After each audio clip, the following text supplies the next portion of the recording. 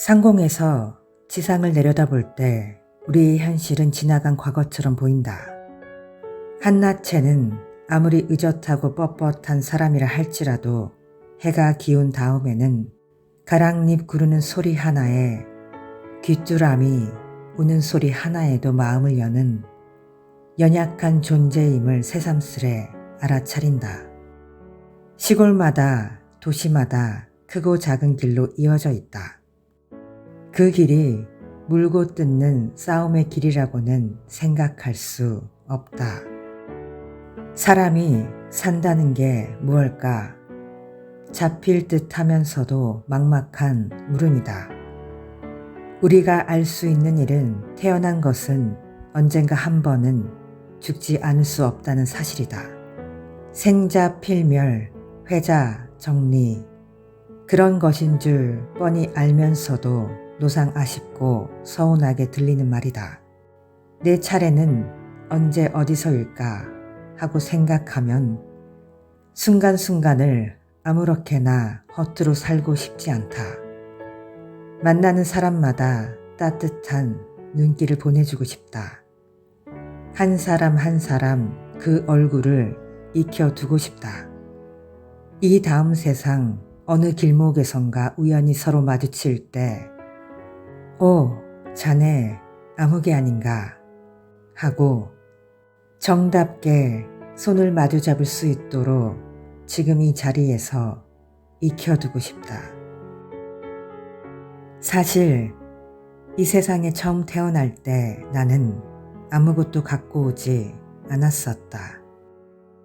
살 만큼 살다가 이 지상의 적에서 사라져 갈 때에도 빈손으로 그렇게 갈 것이다. 그런데 살다 보니 이것저것 내 몫이 생기게 되었다. 물론 일상에 소용되는 물건들이라고 할 수도 있겠다. 그러나 없어서는 안 될 정도로 꼭 요긴한 것들만일까? 살펴볼수록 없어도 좋을 만한 것들이 참 적지 않다.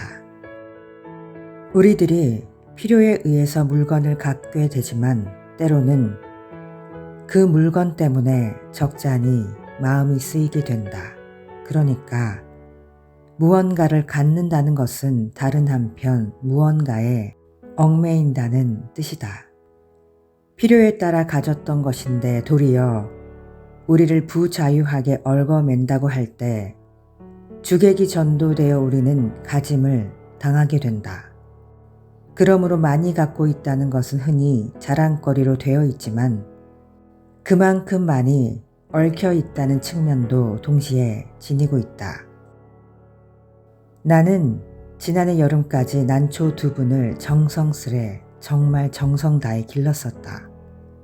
3년 전 거처를 지금의 달의 헌으로 옮겨왔을 때 어떤 스님이 우리 방으로 보내준 것이었다. 혼자 사는 거처라 살아있는 생물이라고는 나하고 그 애들 뿐이었다. 그 애들을 위해 관계서적을 구해다 읽었었고 그 애들의 건강을 위해서 하이포넥스인가 하는 비료를 구해오기도 했었다. 여름철이면 서늘한 그늘을 찾아 자리를 옮겨 주었었고 겨울에는 그 애들을 위해 실내 온도를 내리곤 했다. 이런 정성을 일찍이 부모에게 바쳤더라면 아마 효자 소리를 듣고도 남았을 것이다. 이렇듯 애지중지 가꾼 보람으로 이른 봄이면 은은한 향기와 연두빛 꽃을 피워 나를 설레게 했다. 잎은 초승달처럼 항시 청청했었다. 우리 달의 헌을 찾아온 사람마다 싱싱한 난초를 보고 한결같이 좋아라 했다. 지난해 여름 장마가 갠 어느 날 봉선사로 운어노사를 뵈러 간 일이 있었다. 한낮이 되자 장마에 갇혔던 햇볕이 눈부시게 쏟아져 내렸다. 앞 개울물 소리에 어울려 숲속에서는 매미들이 있는 대로 목정을 돋구었다. 아차, 이때서야 문득 생각이 난 것이다. 난초를 뜰에 내놓은 채 온 것이다. 모처럼 보인 찬란한 햇볕이 돌연 원망스러워졌다. 뜨거운 햇볕에 늘어져 있을 난초 잎이 눈에 아른거려 더 지체할 수가 없었다. 허둥지둥 그 길로 돌아왔다. 아니나 다를까 잎은 축 늘어져 있었다. 안타까워하며 샘물을 길어다 죽여주고 했더니 겨우 고개를 들었다. 하지만 어딘지 생생한 기운이 빠져나간 것 같았다. 나는 이때 온몸으로 그리고 마음속으로 절절히 느끼게 되었다. 집착이 괴로움이다. 그렇다. 나는 난초에게 너무 집념한 것이다. 이 집착에서 벗어나야겠다고 결심했다. 난을 가꾸면서는 산철에도 나그네길을 떠나지 못한 채 꼼짝을 못했다. 밖에 볼 일이 있어 잠시 방을 비울 때면 환기가 되도록 들창문을 조금 열어놓아야 했고 분을 내놓은 채 나가다가 뒤미처 생각하고는 되돌아와서 들여놓고 나간 적도 한두 번이 아니었다. 그것은 정말 지독한 집착이었다. 며칠 후 난초처럼 말이 없는 친구가 놀러왔기에 선뜻 그의 품에 분을 안겨주었다. 비로소 나는 얽매임에서 벗어난 것이었다. 날아갈 듯 홀가분한 해방감. 3년 가까이 함께 지낸 유정을 떠나 보냈는데도 서운하고 허전함보다 홀가분한 마음이 앞섰다. 이때부터 나는 하루 한 가지씩 버려야겠다고 스스로 다짐을 했다. 난을 통해 무소유의 의미 같은 걸 터득했다고 할까. 인간의 역사는 어떻게 보면 소유사처럼 느껴진다. 보다 많은 자기네 몫을 위해 끊임없이 싸우고 있다.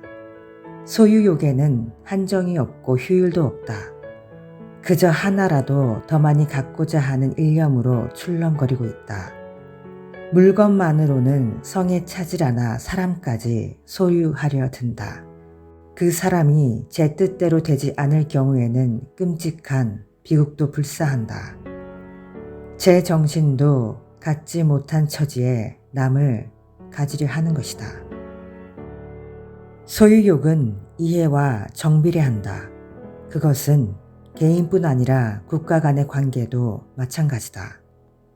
어제의 맹방들이 오늘에는 맞서게 되는가 하면 서로 으르렁대던 나라끼리 친선사절을 교환하는 사례를 우리는 얼마든지 보고 있다. 그것은 오로지 소유에 바탕을 둔 이해관계 때문이다. 만약 인간의 역사가 소유사에서 무소유사로 그 방향을 바꾼다면 어떻게 될까?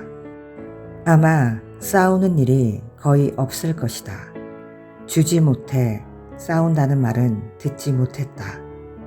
우리의 소유관념이 때로는 우리의 눈을 멀게 한다. 그래서 자기의 분수까지도 돌볼 새 없이 들뜬다.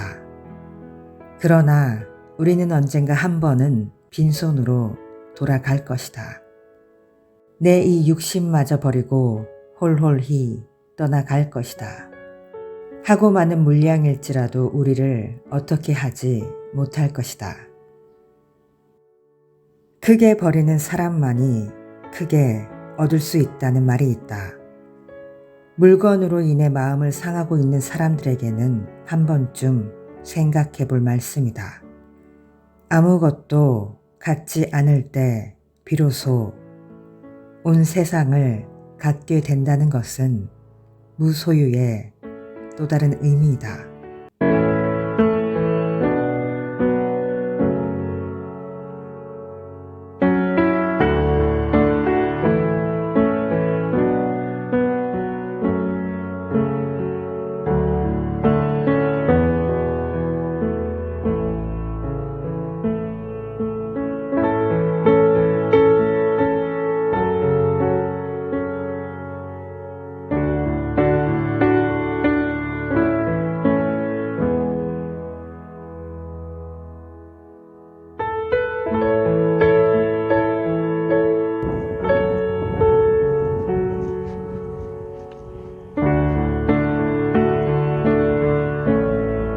Hey guys, be smart with your time.